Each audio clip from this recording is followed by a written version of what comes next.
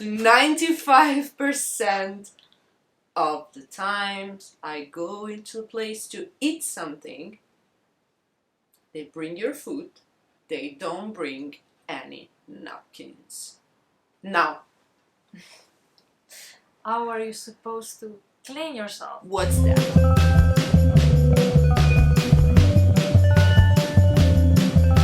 Hello there, this is Millennials Abroad, our requested opinions. Stay tuned for more our requested opinions. Hi, hello Hello. there. Hello. Hello. Thank you for joining us today. This is our new podcast, Yes. It's called Millennials Abroad. our requested opinions. Oh, I love the enthusiasm there. Yeah, because we are millennials Yes. living abroad, Yes. and we are giving you our unrequested opinions. Yes. So I hope you enjoy that we have a chat all together. Yes. Yeah, but let's do our presentation now, so you know who we are. Yeah, that's usually how it works, right? Yes. Okay. I'm Angela. Ciao Angela, nice to meet you. And I'm Erika. So, we've decided to do this podcast, and it's gonna be a bit of everything. Like, we'll cover several topics, different topics. It's gonna be chit chat, Yeah, chit chat, easygoing. easygoing, unrequested opinions, of course. Yeah, no judgment. No judgment. We're not experts on anything, basically. Yeah. So, yeah. Yeah, we just take it easy with you, and we hope that maybe through us you get to know a bit more about the Netherlands in general, or you find some topics you want to talk about, or things that you thought, actually I never thought about this. So Yeah, stuff you can maybe relate to, right? yes, yeah, that's exactly our purpose. Right. And maybe we can say a little bit how we ended up here. Yeah, so maybe we should start saying that we're Italian. Yes. Yes, we're both Italian. We come from different parts of Italy, though. Yeah. Southern. I come from the south, close to Naples. Yes. I come from the south of the north. If you want to call it. Basically, my hometown is between Bologna and the seaside, let's say. Yeah. So, it's a nice place to grow up. Good food, but also in the south, especially, I think. Yeah, good food, yeah, for sure. Yeah, that's really good. Yeah. And, I actually ended up here in 2014, so, Right. almost, It's been a while. more than 9 years. Because I studied Dutch at university. Yes, you heard well. I studied Dutch at university. This woman is crazy, honestly. And my second Erasmus, I did it in Utrecht, which is this town. No, it's actually a city. Yeah. Close by Amsterdam. And now I live in Amsterdam. But I was supposed to stay here 1 year, and here I am. Yeah. Yeah. What about you, Angela? I moved here in 2016, so it's almost 8 years actually. Yeah. And I moved here because I was dating somebody, and this person decided to move to this country, so I followed them. I was also like, my idea was, I'm gonna stay there a couple of years, just have a nice experience abroad.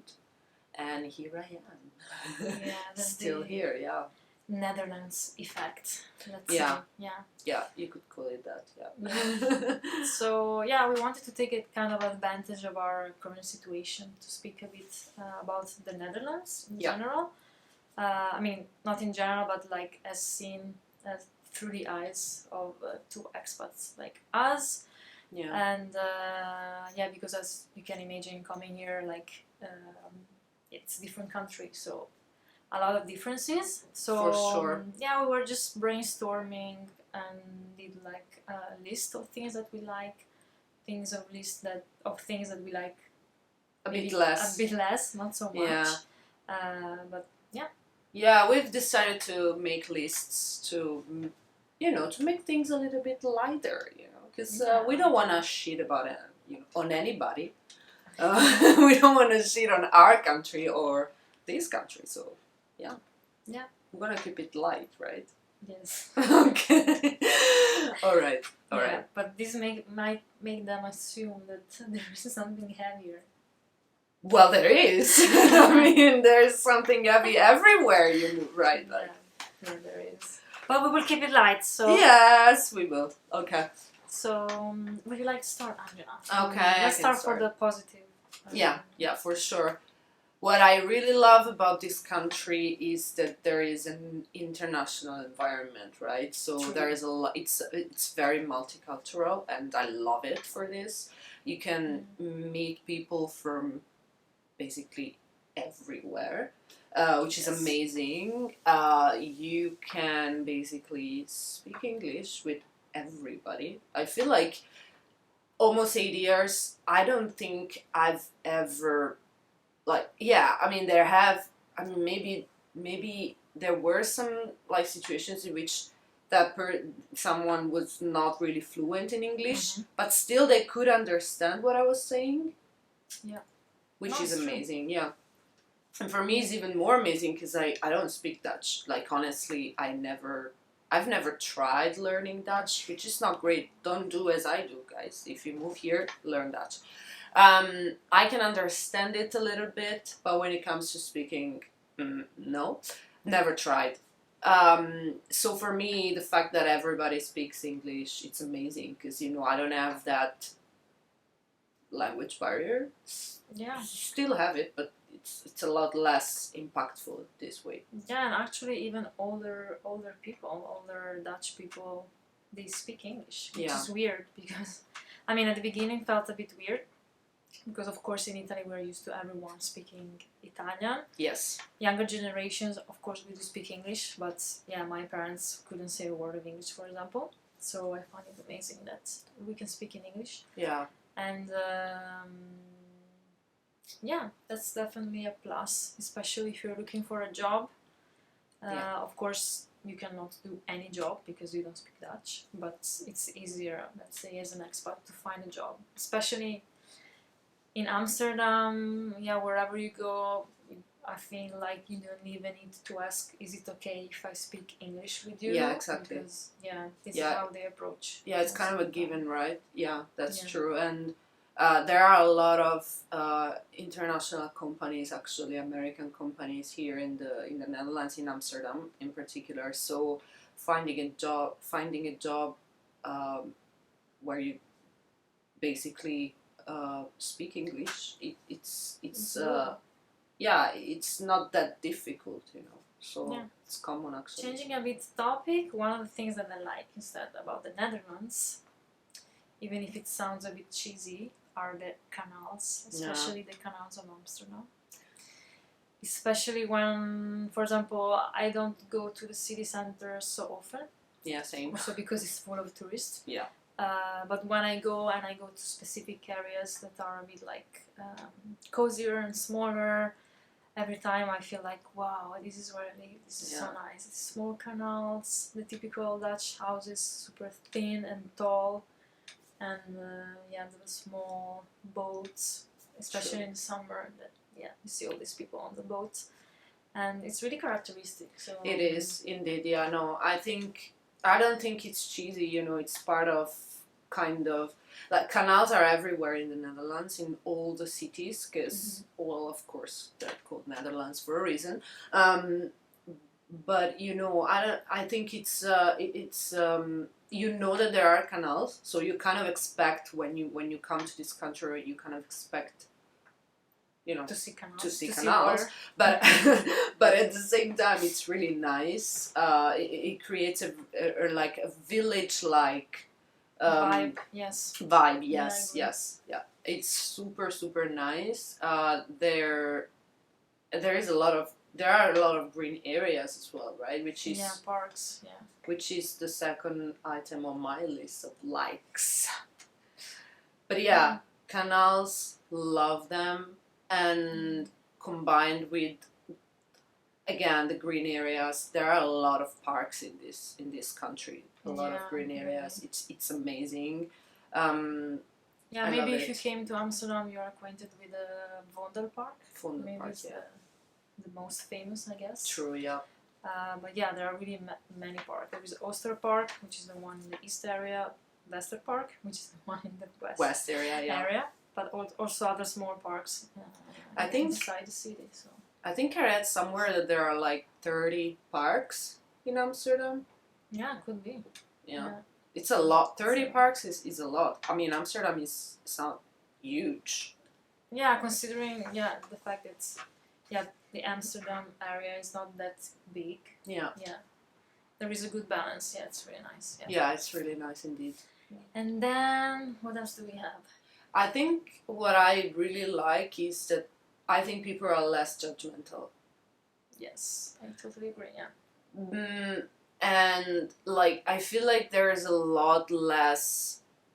I don't know how to explain this, but like when I go around in this country in general, in every city, honestly, I don't feel like I am like being stared at, if you know what I mean. Like Yeah. No. I don't feel that pressure of like, oh, maybe I should kind of dress up a little bit when I go out because people are gonna Stare at you or something. yeah, or like Judge, judge me yeah. by the way I'm just looking and yeah, you don't have that in this country. No, you and don't. yeah, and it's amazing. Honestly, I love it. Yeah, I also love it. I think I'm not joking when I say that most probably if you go around naked, Yeah, people will not even look at you. Of course, it depends on the area, but if you are in the city of Amsterdam, people are really chill, easygoing, they don't judge you.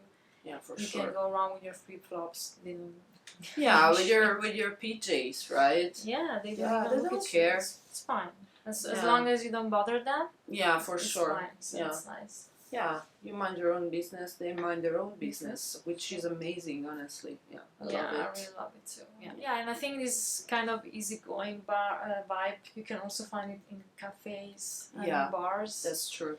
Maybe also in restaurants, or maybe a tiny bit less. But in the sense that, for example, when I go to a bar, to a cafe, you take your time, you order your coffee. They bring you the coffee like not really on the spot, so you have time to chill. You sit. That's you can true. bring your laptop or a book or just write, and you can stay as long as you like, and it's pretty chill. Instead, I know sometimes in Italy I felt like the pressure of if you go somewhere you need to be fast or you need to like order something, and if you finish your coffee you need to order something straight away, otherwise they will tell you, why are you staying here and you're occupying this spot without paying. I think that's also because in Italy there's also the culture of like going into a cafe and actually having an espresso while standing at the counter, right? So you don't really have this here.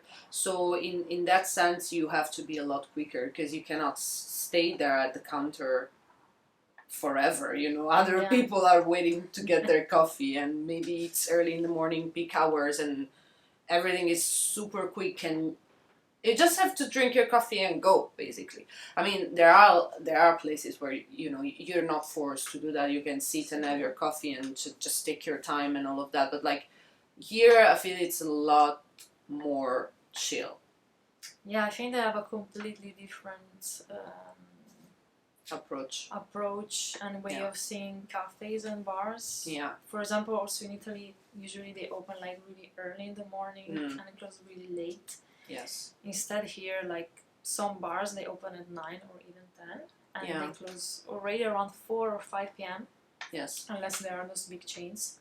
So they really have this thing like, okay, it's open just in these few hours, so you just go there if you want to work from there, for example, and just take it chill. So yeah, no, it's nice. Yes. But sometimes, but there's a but actually. Yes, it's true, because sometimes it's maybe too slow.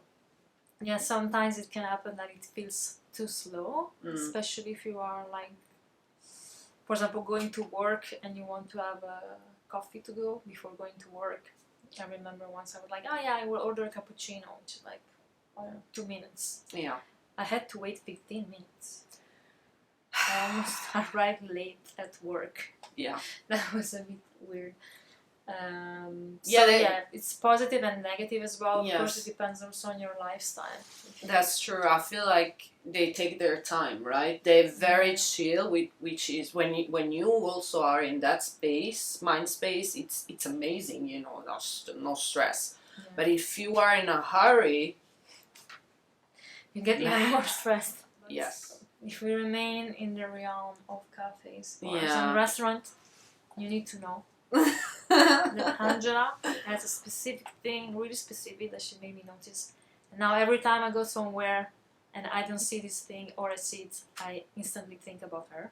that's amazing. She has this thing for Napkins. yes. I mean, okay. So maybe we shouldn't say that.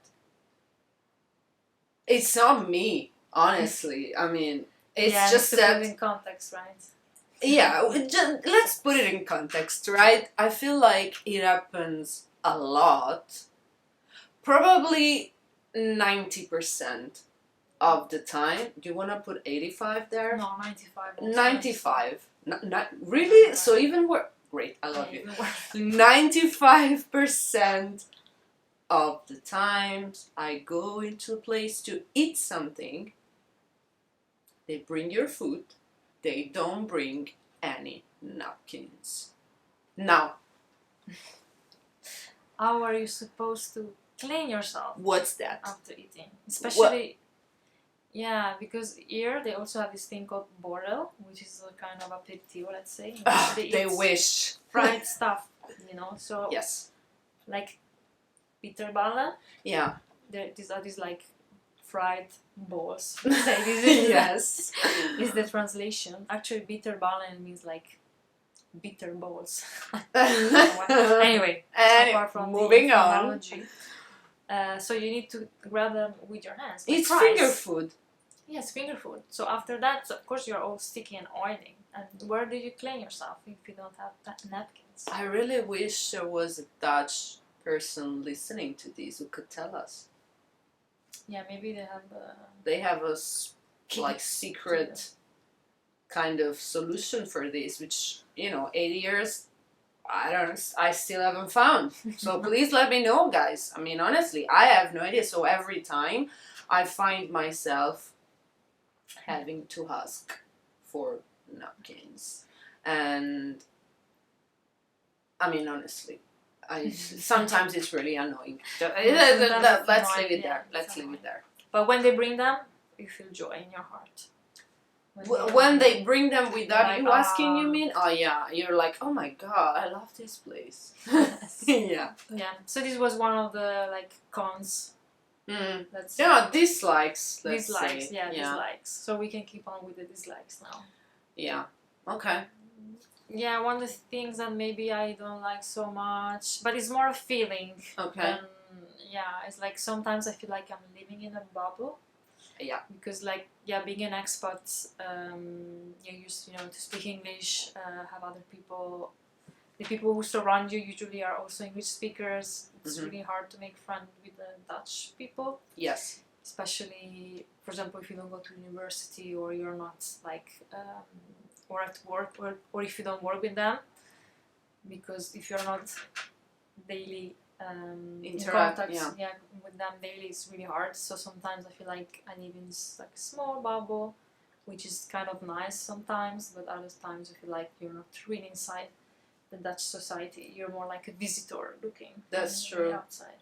That's true. I feel like that all the time. I try, to keep myself up to date with what happens in this country, which helps, of course, with the feeling of being actually part of this country. But I feel like most of the time I'm an outsider. I feel like I'm an outsider, and I don't know if I will ever feel like I belong here. So yeah, living in a bubble, I feel like it's actually the correct way of describing this feeling. Yes. Yeah. Because sometimes I feel like, well, especially at the beginning, actually, I was feeling like I was on holiday here, and then the rest of my life was in Italy, my country, you know. So it's kind of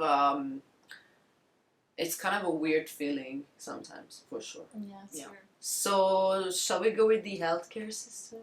Yeah, this one is also a hot topic. It is a hot topic. So maybe we should start by saying that if you want to live and work in this country, you need to have a health insurance. Yes. So the healthcare system is a private system. Yes. So you choose your provider and you pay for it monthly. Monthly, yes. Yeah. It's mandatory if you want to work in this country. Be careful, because if you don't do it and you live here, they're gonna ask you also to pay for the month you haven't paid for yet. Yes, it's So please do it. yeah, do it. So basically, so it's a private system, and there's nothing wrong with having a private healthcare system, to be honest. Ideally, actually should work even better, right? Because ideally hospitals or like this kind of systems don't require having to they don't depend on the government money coming from the government, you know, so stuff should be a lot better and quicker. Yeah. The problem is arriving, like what's in between you and, for example, the hospital, Yeah. or like getting visited by a professional. Yeah. The problem is the GP. It's the GP. Yeah, no, let's be honest. I haven't had a lot of great experiences. Yeah, I have to say I feel better now with the one that I have. That's but great. I changed, I think, 3 or 4 since I live in Amsterdam. Yes. Because, usually what they tell you here, you go with a problem, because, why would you go to the doctor Otherwise, yeah.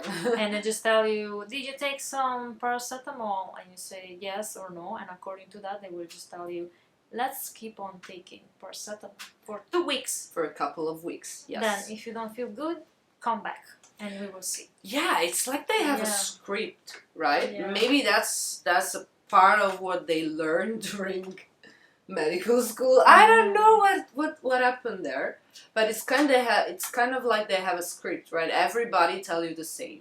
So like paracetamol, couple of weeks, and then if you still feel bad, call me back, and then maybe we'll schedule an appointment.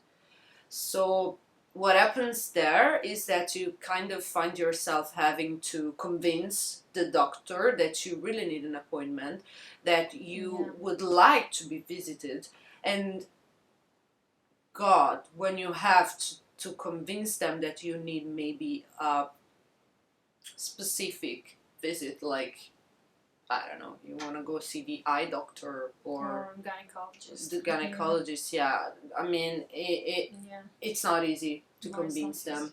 Most of the time, if you don't insist, you're not getting an appointment. No, you really need to insist. And sometimes it's really frustrating because you don't feel good, and they just tell you to wait, you know, and then you just feel worse. And I understand that maybe on one side they think, okay, since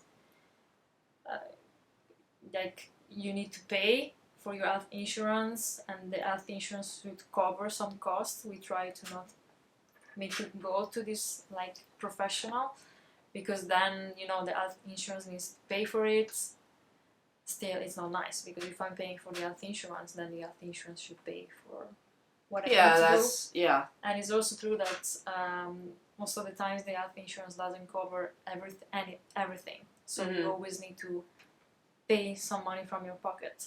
So that's really frustrating. But it is, But once you manage to go to the next step, like get a real visit, not visit, appointment, then things get better usually. Get better, But it's a hot topic, especially in the beginning. If you're not used to it, you feel like this is crazy. Yeah. And that's why 90% of Italians in Amsterdam, they go to the only Italian doctor, GP. Yes. That there is in Amsterdam. Yeah, there's an Italian GP I'm not in Amsterdam. one of those, but yeah, 90% of the No, me times I neither. know they go there. Right. So the two next topics, I feel like they can go together. they can go together because I feel like they're kind of related to the fact that we're Italian, to be honest. Yeah. So I'm talking weather and food. And food. Very Italian. Yeah, but Still, it runs in our honestly. veins, you know.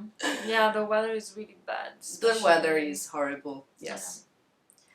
Yeah. I mean, in the summer, it's Mm-hmm. still nice because it's not as warm as in Italy, and days are longer, so it gets dark at 11 p.m. That's amazing. So Yes. you can enjoy like the day, like even if you have a 9 to 5 job Mm-hmm. at 5, when you go out, you feel like, yeah, I still have a lot of time. But winters are the worst because the daylight is so short, and For sure, yeah.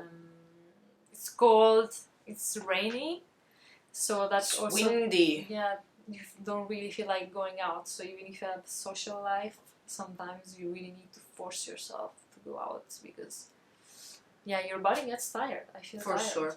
Yes, it's really tiring. You need to get vitamin D. Yeah, walking and going around in the cold weather, it's tiring. I mean, I'm not a scientist. I'm pretty sure you guys know this. But yeah, it is tiring. I feel like even if summers, as you were saying, they're not as warm as maybe they are in Italy, which is not great, to be honest. At the same time, I kind of expect, since I'm Italian, I'm come from the south of Italy, I kind of expect to be sweating non-stop during summer. So that's a bit, at the beginning it was a little bit like, oh, I hate this, you know, I want warm weather. I want to go to the beach. I want to go to the beach. Which is part of the adjustment process, maybe, because now that I'm adjusted to it, I feel like, was I kidding? I'm not going to the beach anyway. I need to work most of the time. So, yeah, it's probably better not working while you're sweating, right? So that's probably, now that I'm more used to this country, living in this country, now I understand that it's better, yeah. But winters, yes, I hate winters in general. Cold weather, don't like it, but here it's extremely variable harsh. as well. Is that a word? Changeable. It changes a lot.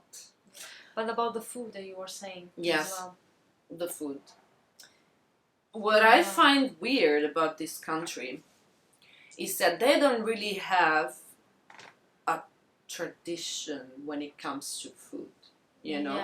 Yeah. I mean, their traditional meal, I think, is the stamboat, which is boiled potatoes with some herbs. Yeah, and what's the name of the? It's like cabbage. Ah, right. Yeah, Yes, cabbage next to it, and a sausage. Yes. During the good days. But yeah, I guess it depends also on the weather, because I mean, usually you can mainly grow tuberose. Is that the name? No, things that grow under soil, like potatoes, carrots, pastinac, which is actually turnip, I think, in English. And also, let's say in the past, Holland was really poor, so that's why they had this kind of cuisine, if we want to call it cuisine. Yeah. But the other than that, they don't have much more. But one thing that I like about the Netherlands is that they got influenced a lot about other cuisines. True. So you can find restaurants from literally everywhere. Yeah, that's amazing. Ethiopian, Indonesian.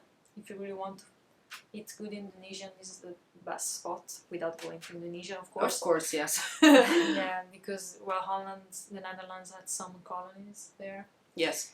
So the Indonesian community is really big here. You can eat Turkish, Italian, of course. Actually, one of the best pizzerias of Europe is in Amsterdam. Here. Yeah, is in Amsterdam. Yeah, it's really, really good. Yeah, it's really, really good.